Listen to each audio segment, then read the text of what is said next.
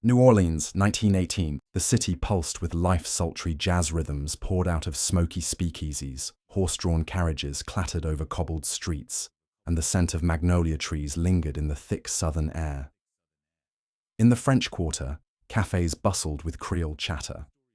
In Storyville, prostitutes negotiated behind lace-curtained windows, and in the working-class neighborhoods, Italian-American families kept their heads low, trying to make an honest living in a city that barely tolerated them. It was a city defined by contrast, beauty and brutality, faith and temptation, music and murder. But as summer turned to autumn, a shadow crept into New Orleans, a presence, unseen, unheard, but deeply felt.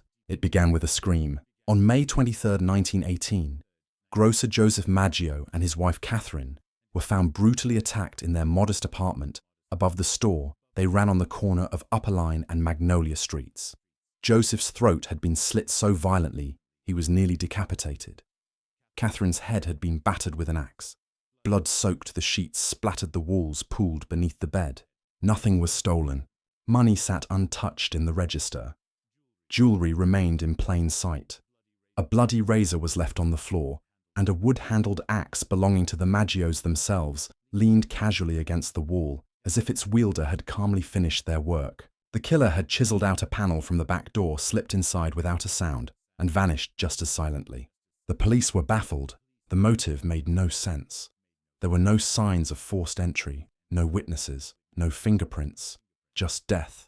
Brutal, deliberate death.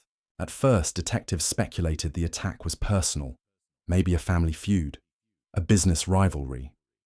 They arrested Joseph's brothers Andrew and Jake, but found no evidence linking them to the crime. Within days, they were released. The city exhaled.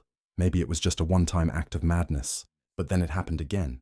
2 months later, June 27, 1918, a grocer named Louis Basuma and his mistress Harriet Lowe were found bludgeoned in the back of their store on the corner of Dorgenois and La Harpe streets. Both were unconscious, their heads crushed by a heavy axe. Once again, the killer had entered by removing a panel from the rear door. Once again, the murder weapon belonged to the victims. And once again, nothing was taken. Harriet Lowe died weeks later from complications. Before she passed, she accused Basuma of being a German spy, an odd twist that police briefly pursued until the facts collapsed under scrutiny. But behind closed doors, investigators began whispering about a pattern, a chiseled door, a bloodied axe, a silent escape, a strange preference for Italian grocers. What had first appeared as isolated horror was slowly morphing into something else, something darker, something serial. On August 5, 1918, the city's worst fears were confirmed. Anna Schneider, 8 months pregnant, was discovered in her bed with a fractured skull. She survived the attack and shortly after gave birth to a healthy baby girl. Her husband had been at work that night, and police could find no motive, no suspects, no evidence. 2 days later, Joseph Romano, an elderly grocer, was attacked in his home on Tonti Street. His nieces who lived with him saw a shadowy figure fleeing the scene, a large man in dark clothes and a slouched hat. Joseph died 2 days later. His skull had been crushed with a dull blade. An axe once again was found near the back door. The killer had entered through a chiseled panel. By now the city was in a panic. Newspapers screamed headlines like "Axe Fiend strikes again" and "Murderer stalks the night." Citizens armed themselves with pistols and clubs. Some families took turns sleeping, so someone was always awake to guard the door. Iron bars were hammered across windows. Dogs were chained at every threshold. But the Axeman, as he came to be known, did not stop. Between August 1918 and March 1919, at least 6 more people were attacked, many of them Italian grocers or their family members. Some survived. Others died instantly. The details remained consistent: nighttime assaults, forced entry via chiseled doors, weapons found at the scene, no items stolen. It wasn't robbery, it wasn't revenge, it was something far more terrifying. A ritual, a compulsion, a thrill. The Axeman, it seemed, was not just a killer, he was an artist of fear. On March 13, 1919, the city awoke to find a letter published in the Times-Picayune. Its contents sent chills down the spines of every reader. From Hell, March 13, 1919. Esteemed mortals of New Orleans, they have never caught me, and they never will. They have never seen me, for I am invisible, even as the ether that surrounds your earth. I am not a human being, but a spirit and a demon from the hottest hell. 12:15 earthly time on next Tuesday night, I am going to pass over New Orleans. In my infinite mercy, I am going to make a little proposition to you people. I am very fond of jazz music, and I swear by all the devils in the nether regions that every person shall be spared in whose home a jazz band is in full swing at the time I have just mentioned. The letter was signed simply, The Axeman. It was a moment unlike any other in American crime history, a serial killer openly toying with the public, threatening mass murder, unless the city danced to his rhythm. New Orleans, true to form, obliged. On the night of March 19, 1919, jazz music echoed from every home and street corner. Dance halls were packed. Musicians played through the night. Even families who had never listened to jazz before borrowed phonographs and gramophones to blare music into the night. And on that night, no one was killed. The Axeman kept his word. But the fear didn't leave. It clung to the city like the summer heat, invisible, oppressive, and inescapable. People speculated wildly. Was he a lunatic with delusions of grandeur, a sadist reveling in chaos, or something worse, a figure beyond comprehension, beyond law, beyond flesh? The police were no closer to catching him. There were suspects, of course there were. A handful of drifters, disgruntled workers, even other grocers' men dragged in for questioning, held for days, and ultimately released when evidence vanished or alibis held. But the Axeman remained a ghost. After March 1919, the killings briefly stopped, then resumed with 2 more brutal murders in August. And then silence. Just as mysteriously as he had arrived, the Axeman vanished. No arrest, no body, no deathbed confession, nothing. The legend only grew. He became a fixture in American true crime folklore, a phantom of jazz and blood. A killer who demanded music in exchange for mercy. His story was twisted and retold in books, podcasts, horror shows. But the real man, he was never found. In the spring of 1919, New Orleans existed in a state of paralyzing fear. The city had long grown accustomed to violence. From the barroom brawls of sailors to the back alley knife fights in Storyville, bloodshed was part of the backdrop. But the Axeman was something different.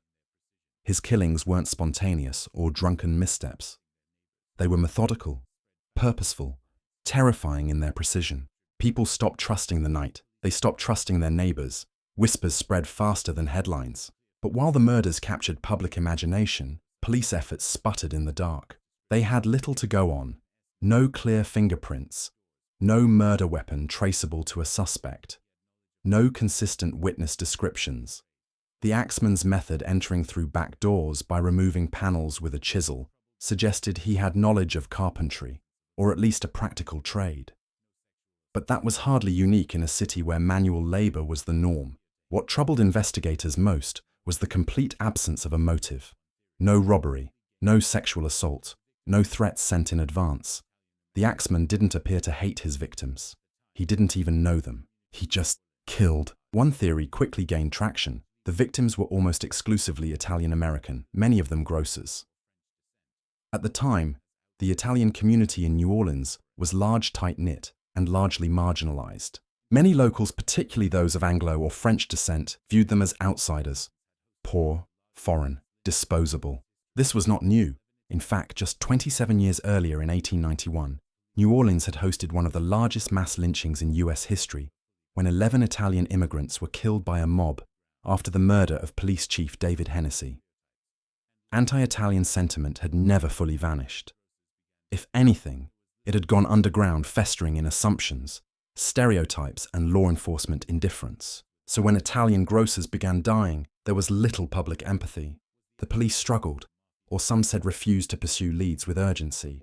And in that void, the theories multiplied. Was the Axeman part of a mafia initiation ritual? Some journalists speculated the murders were messages that the victims had crossed the wrong people. The mafia, after all, had roots in Sicily and was rumored to have a presence in New Orleans. But the brutality of the killings, the randomness, the sheer savagery didn't fit mafia methods. There was no subtlety, no warning, no message. Was it one of the grocers themselves? Suspicion briefly fell on Orlando Giordano, whose son had business rivalries with some of the victims. He and his sons were arrested in connection with the Cortimiglia case, where Charles and Rosie Cortimiglia were attacked, and their young daughter Mary murdered in March 1919. But Rosie, under immense pressure and recovering from her injuries, gave conflicting testimony. Years later, she would recant, claiming she had been coerced by police and prosecutors to name the Giordanos. They were released after years behind bars. The case collapsed. No new suspect emerged. Was it a deranged lunatic? Many believed so. Perhaps someone who had lost a child, a veteran of war, a man unhinged by personal trauma. Psychiatrists of the day, though primitive in their methods, weighed in publicly. They described the killer as paranoid, likely suffering from delusions of grandeur. One doctor even described him as an epileptic with homicidal tendencies, an archaic and medically inaccurate diagnosis that nevertheless fueled headlines. The fact that the killer used the victim's own axes weapons found on the property further muddled the profile. This was not someone who came prepared to kill. He arrived with a chisel, not a gun. He removed a panel, stepped inside, and found an axe waiting. That detail, strange as it seemed, told investigators two things. First, he studied his victims. He knew where the tools were, knew the layout, knew the risk. Second, he wasn't killing for convenience. He was killing for something else. But what? Then came the letter. The March 13th of 1919 letter, published in the Times-Picayune, threw the city into hysteria. Its bizarre tone part, poetic part, hellish, suggested a man who reveled in his infamy. I am what you Orleanians and your foolish police call the Axeman. Undoubtedly, you Orleanians think of me as a most horrible murderer, which I am, but I could be much worse if I wanted to. The letter was unsigned. It was postmarked locally. The author claimed to be non-human, a spirit, a demon. He gave the city a chance to survive. If everyone has a jazz band going well, then so much the better for you people. One thing is certain, and that is that some of your people who do not jazz it on Tuesday night will get the axe. That single paragraph cemented the Axeman's place in American criminal mythology. It wasn't just murder, it was performance. On March 19th, 1919, the date mentioned in the letter, New Orleans, turned into a citywide concert. Dance halls were booked. Homes blared music through open windows. Even terrified citizens found themselves swept up in the strange joy of survival. And that night no one died. Many took it as proof the Axeman had written that letter. He had power. He controlled the city. Others believed it was a hoax, a prank by a newspaperman or opportunist capitalizing on fear. But either way it worked. The city obeyed. The Axeman didn't strike, for a time. But in August 1919, months later, the killings resumed. Steve Bocker, another grocer, was attacked in his home. He survived but remembered nothing. A week later, Sarah Lauman was assaulted in a similar fashion. She too lived but saw no attacker. Then on October 27, 1919, Mike Peppertoni was killed in front of his wife and child. His head was crushed with an axe. Blood painted the walls. It was the last known attack by the Axeman, and once again, he vanished. No arrests, no answers. In the years that followed, new suspects would emerge. One man in particular, Joseph Momfre. According to a 1919 report, Momfre was shot and killed in Los Angeles by Esther Albano Pepitone, the widow of the Axeman's final victim, Mike. She claimed Momfre was responsible for her husband's murder, that he had stalked and threatened their family. She was arrested, but later released due to lack of evidence. This detail lit a fire in later researchers. Could Momfre have been the Axeman all along? Some said yes, but others quickly pointed out holes. The timeline didn't match. His criminal record was checkered but not murderous, and no solid connection to the New Orleans killings was ever found. Still, the name lingered. As decades passed, the Axeman became folklore. Jazz musicians wrote songs about him. Horror writers crafted short stories in his image. He was portrayed in fiction as everything from a satanic killer to a ghostly avenger. But the real man, whoever he was, disappeared into the cracks of history. The police file, dusty and incomplete, remained unsolved. The city, though, did not forget. By the time the final axe blow fell in October 1919, the man newspapers had dubbed the Axeman had become something more than a killer. He was a myth, a phantom who had emerged from the bayou fog and vanished just as quickly. a creature summoned in the headlines born of fear and chaos, elevated by the very people he terrorized. Unlike other criminals of the day, the Axeman wasn't just feared, he was fetishized. Because New Orleans, no ordinary city, wasn't content with a silent grave. It needed music, and so the legend of the Axeman was transformed not into a cautionary tale, but into a kind of morbid folklore, where crime met culture and terror found rhythm. At the heart of that transformation was jazz. In 1919, jazz was still new, raw, unpredictable, and viewed by many as indecent. It emerged from black communities in the South, shaped by blues, ragtime, and spirituals, and was slowly taking hold in the speakeasies and dance halls of New Orleans. To white elites and conservative clergy, jazz was dangerous too, sensual, too chaotic, too free. And then came the Axeman's letter. I am very fond of jazz music, and I swear that every person shall be spared in whose home a jazz band is in full swing. Those words changed everything. What had been music for the marginalized suddenly became a lifeline. In the Axeman's world, jazz wasn't sinful, it was salvation. That single night, March 19, 1919, became a turning point. As homes filled with music, fear turned into festivity. People who had never listened to jazz before now danced for their lives. It was, by all accounts, one of the strangest nights in American urban history, a city under siege by a faceless killer, yet unified in rhythm and survival. And jazz exploded. Sales of jazz records surged. Phonograph shops reported record earnings. Dance halls became cultural landmarks. And New Orleans, already a musical melting pot, embraced jazz, not just as entertainment, but as identity. The Axeman, perhaps unintentionally, had sanctified it, but the myth didn't stop at music. In the years that followed, ghost stories began to circulate. Locals claimed to see a tall man in black wandering the alleys at night. Some said the Axeman still haunted the Bywater district. Others believed he had died, but his spirit lived on in cursed instruments, haunted houses, or in the flickering street lamps near the old murder sites. The city, already steeped in voodoo folklore, embraced the supernatural layer. Tour guides in the French Quarter whispered tales of the Axeman to wide-eyed tourists. Artists painted his image shadowy, faceless, holding an axe in one hand and a saxophone in the other. Poets referenced him in verses. Songwriters wove his tale into ballads. One of the most famous jazz pieces inspired by him was the mysterious Axeman's Jazz Don't Scare Me Papa, composed by Joseph Davila in 1919. It was marketed as a tribute to the Axeman with tongue-in-cheek lyrics, urging fathers to play jazz or face the blade. If you don't jazz it up, Papa the Axeman's gonna chop you down. It was morbid, it was absurd, it was New Orleans. But beneath the performance lay a more disturbing truth. The actual victims of the Axeman, working-class grocers, immigrant families, small children, were being erased from the story. As the killer became a legend, the victims became footnotes. Historians have long wrestled with this tension.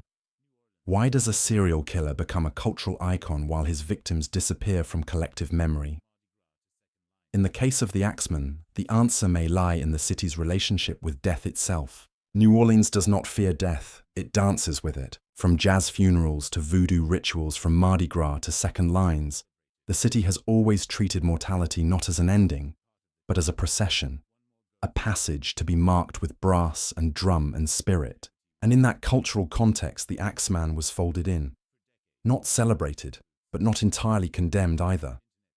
He became part of the tapestry, one more ghost in a city already overflowing with them. But the legend's longevity wasn't just cultural, it was also criminal. For decades, amateur sleuths, true crime authors, and internet theorists have returned to the Axeman's case, trying to solve the mystery that baffled police in 1919. Their conclusions vary wildly. Some claim the Axeman was never a single person, but a copycat phenomenon, with multiple killers using the same method. Others believe he was a serial killer who moved on perhaps to Chicago or Los Angeles, or even back to Europe. One of the most compelling modern investigations comes from author Miriam Davis, whose book, The Axeman of New Orleans, dives deep into the case files, eyewitness accounts, and contemporary journalism. Her research suggests the killer may have been a man named Joseph Monfray, a petty criminal and con artist who disappeared from New Orleans shortly after the final murder. According to Davis, Monfray had ties to several of the victim families and was known for extortion and threats. While not definitive, her theory is one of the most researched and credible to date. Still, there is no proof. No DNA, no confession, no fingerprints. Just a trail of blood, a letter from hell, and a city that played music to survive. The city no longer trembles with nightly jazz meant to appease a killer. The blood-stained door panels are long replaced, the axes cleaned or discarded. But the legend that remains. The Axeman of New Orleans, after more than 100 years, still walks in shadow. Not in body, not in breath, but in memory. And in mystery, for despite every theory, every modern investigation, every timeline or forensic re-evaluation, one fact holds firm: the Axeman was never caught. No trial, no confession, no final verdict. His trail faded like steam off the Mississippi River, yet even as he vanished from reality, he ascended into folklore. He joined the pantheon of American specters, as famous as Jack the Ripper, as cryptic as the Zodiac Killer. But unlike those names, the Axeman's legacy is inseparable from the city he haunted. Because this wasn't just a story of murder, it was the story of New Orleans itself. To understand why his tale endures, we have to look at the cultural fusion that defines the Crescent City, a place born of contradictions. A Catholic town soaked in voodoo rites, a southern stronghold with European flair, a city of hurricanes and funerals of jazz and ghosts. In New Orleans, death isn't feared, it's danced with. And that's exactly what happened on March 19, 1919, the night the Axeman promised to strike unless jazz filled every home. It's almost absurd in its premise. A serial killer threatening a city with death unless they throw a party. And yet that night they did. The people obeyed. They hired bands, opened windows, flooded the streets with saxophones and trumpets. The city became one great orchestra of defiance. And as promised, no one died. Historians still debate whether the letter was even real, whether it was penned by the killer or an opportunist stirring hysteria. But the truth almost doesn't matter. The effect was real, the fear was real, and the music was very, very real. It was the first and only known instance of a population trying to appease a murderer through performance. And it worked. In the decades that followed, the Axeman became a character in the New Orleans storybook, sometimes feared, sometimes laughed at, sometimes turned into a cautionary tale told to tourists. But his deeper symbolism runs darker. Because the truth is, he was never supposed to be caught. Not in a city already corrupted. Not when his victims were mostly immigrants, the poor, the voiceless. Not when the system favored the sensational over the serious headlines over humanity. The justice system of 1918 New Orleans was ill-equipped to solve serial crime. Forensic science was in its infancy. Fingerprints were a luxury, not a guarantee. The police force was underpaid, untrained, and by many accounts uninterested in protecting the marginalized. So the Axeman walked freely. Not because he was invisible, but because no one was truly looking. Over the years, several suspects were floated. The most infamous being Joseph Momfrey, a career criminal who was reportedly shot and killed by the widow of the Axeman's final victim. Some believe this killing was revenge. Others think it was a coincidence. To this day, Momfrey remains the closest thing to a prime suspect. But evidence is thin. Hearsay, rumor, the kind of thing legends feed on. Modern authors and researchers like Miriam C. Davis have attempted to compile the clues and form coherent profiles. They've combed through police archives, death records, coroner reports. Some argue the Axeman was a schizophrenic laborer. Others think he was a failed musician with a twisted vendetta. Still others believe he was never one person, but multiple killers, their crimes lumped together under one terrifying name. None of these theories satisfy. And perhaps they're not meant to, because the Axeman is no longer just a man. He's a myth, a cautionary tale about a society that lets evil slip through the cracks when it doesn't value the lives of its most vulnerable. About how fear can become entertainment. About how legends are born when truth dies in silence. His victims, Catherine and Joseph Maggio, Harriet Lowe, Mary Cortimiglia, deserve more than footnotes. They were real people with real lives and families. But over time, their identities have faded.